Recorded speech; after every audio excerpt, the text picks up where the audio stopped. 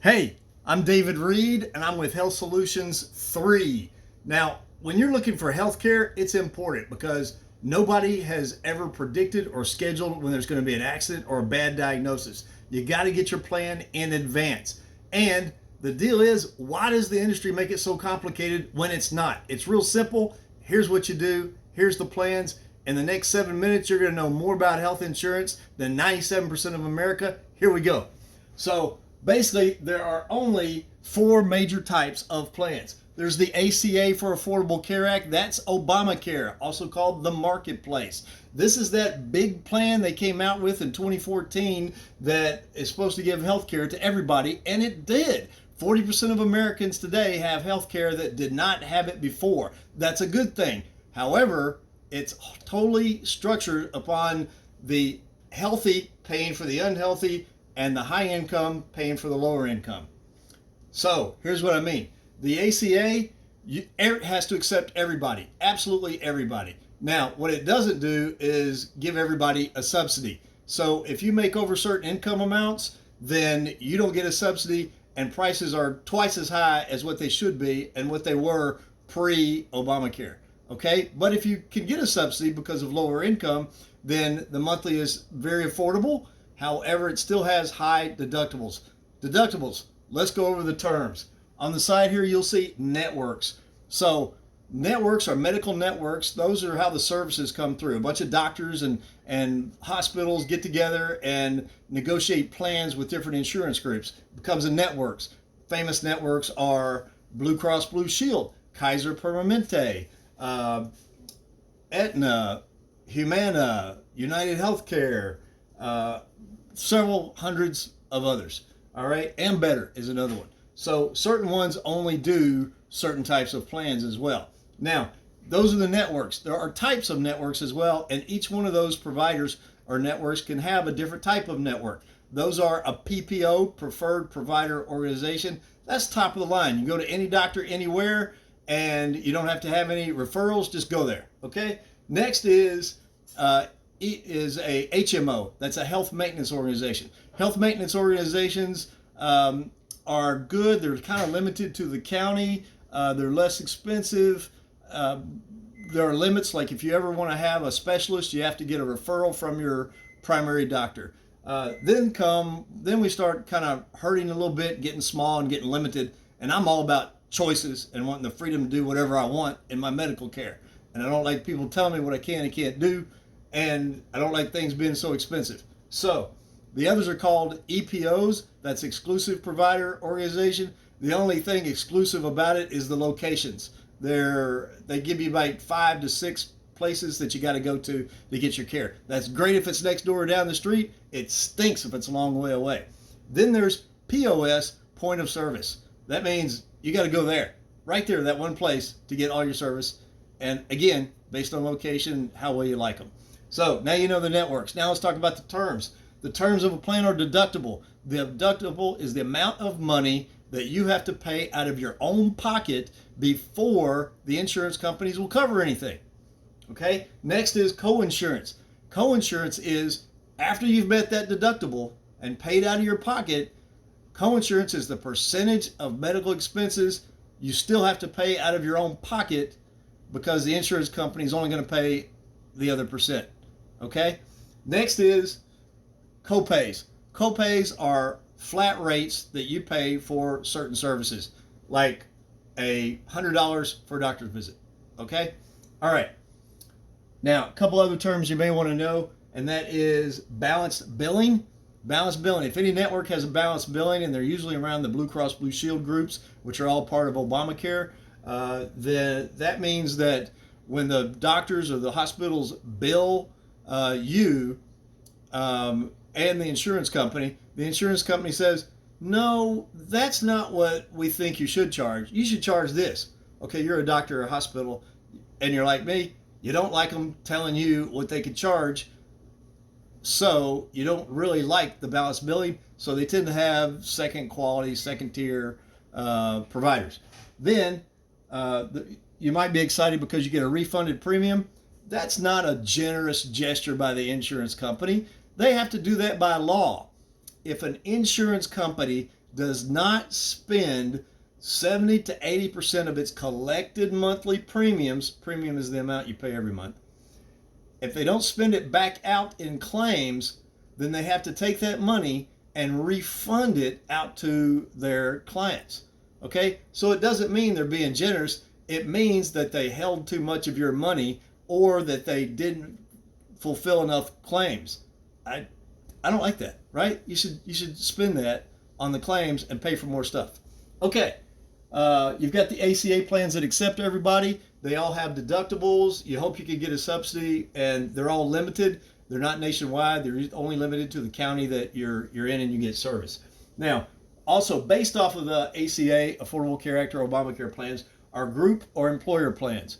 All right, they have to follow the same rules as the ACA. They have to accept everybody.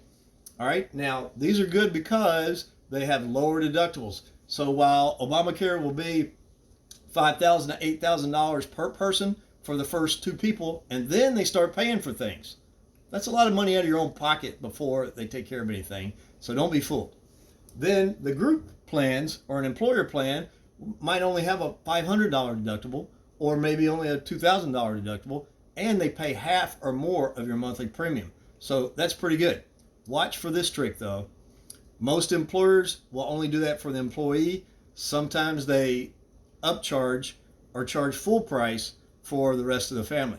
So be careful and watch that. All right, the final two are short terms and private plans. Short terms were originally made to be just short terms. All right, so I got 30 days until my new job puts me on their health insurance.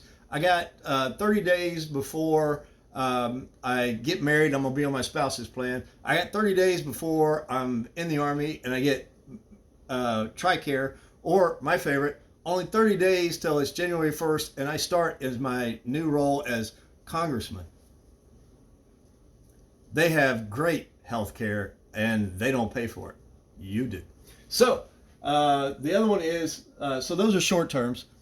Short terms are not underwritten in advance. You want a plan that's underwritten. So Obamacare is not underwritten because the insurance companies don't need to do any research because they accept everybody, because that's the rule of the Affordable Care Act. Same with group plans. They accept everybody. Then you've got the short terms. They don't do any underwriting at all.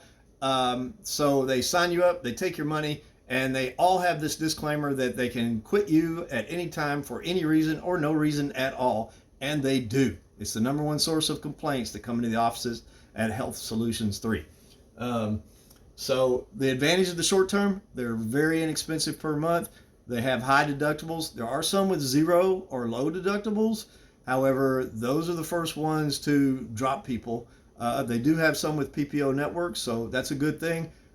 Basically, they're going to take your money and not really be there for you when you need it and when you need it the most. So my thought is, why are you paying for something if it's not going to be there when you need it? So, and that's what they do. All right. And then there's private plans. Guys, these are pretty good. All right. So this is what insurance used to be, or as close as you could get to it. So these are private major insurance companies writing their own plans for people. So they don't have to accept everybody because they're not following the ACA guidelines. They can accept or decline whoever they want. Here's the trick. They only accept healthier people. Now, healthier is relative. So you could get, you could have high blood pressure. You could have elevated cholesterol. You could have had surgery 3 to 4 years ago on something. You could have had moles or benign tumors or removed. And there are plans that will approve you. All right. So the advantage of these plans, a lot of them will have zero deductible. That means you get immediate coverage right away. A lot of them will be most of them will be half the cost of Obamacare and half the cost of the employer plan, or kind of equal to it because they're paying half of it anyway. But there's zero deductible. Some of them even give you unlimited coverage for things, but they really throw in the additional benefits. All right, there's a couple of small ones. Share plans. Originally, for the first few years that Obamacare was out, there was a fine if you didn't have Obamacare equivalent coverage, and the IRS would fine you or come for your money. So to get around that fine, there were medical plans based around religious organizations and religious affiliations. These are not insurance at all. These are contracts, okay? So what they literally do is they pay out to people's claims based on the premiums that are being paid in, kind of a legal Ponzi. And then if you ever, so they pay out to the people who have paid in the most and paid in the longest. Now, if you ever have any issues with them, you can't go like all the other plans. You could go to the government, state governments. There are board of commissioners, and believe me, they get down on people and they enforce things. They're pretty good at it. They're nice people with a mean spirit. Okay. Now, what you have to do if you have issue with share plans is you got to go through court. So now you're sick, you're not getting covered, and you got to pony up money for an attorney, and you got to spend all that time in court dragged out. All right. And the last one is limited plans. This could be limited benefit mostly. That means that they promise in exchange for you paying a certain amount every month, then when you have a service done, they'll pay you a flat rate. So just look at the flat rate. Then there's in between, some of the private plans will have both. It'll have a network negotiated discount, and it'll offer a premium plan, offer a flat fee being paid on top of that discount. And that's a way those are usually very good. All right. So we've got the issue is on Obamacare and on these employer plans, because they accept everyone. All right, they've got people who are currently have cancer or have ongoing big issues, and because of that, the insurance companies, they're in business not for charity but to make money. They're insurance companies, so they mitigate their risk as an insurance company by high deductibles, higher costs, or lesser services. These private plans by the actual major insurance companies are trying to get more and more of this piece of the business. So what they do is they pick and choose who they're going to approve, and they decline major illnesses. So if you're able to get approved for those, again, it's zero deductible, better coverage, nationwide coverage, and probably at half the cost or better. First choice, if you can, probably go with a group plan. Real close to it is the private plans. Short terms, I'd keep your money and hope nothing happens. We call that the hope plan. And then ACA, basically get on that if you can get it free through Medicaid, or if you can get a significant lower payment, but you still got that high deductible. But if they lower both the deductible and the premium because of low income, then that becomes good. Hey, there's a lot of more questions to do. There's a lot more detail. Give us a call at Health Solutions 3. That's 813-510-1894. My name is David Reed with Health Solutions 3. My number is 813-510-1894. Go do something productive.